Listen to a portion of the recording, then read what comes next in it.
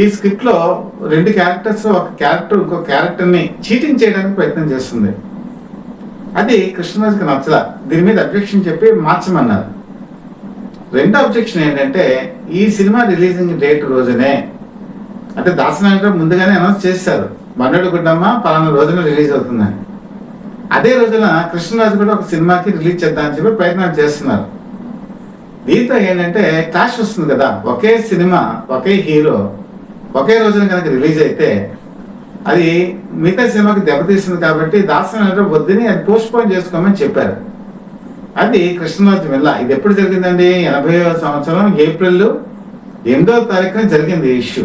రాత్రిపూట ఇద్దరు మాట అనుకున్నారు. నా మాట నెగ్గాలని దాసనారాయణరావు, నా మాట నెగ్గాలని కృష్ణరాజు ఇద్దరు పోటీ పడటంతో వీళ్ళు ఈ సినిమా నుంచి కృష్ణరాజు నేను బయలుదేరుతున్నాను, ఈ సినిమా చేయనని చెప్పి వెళ్ళిపోయారు.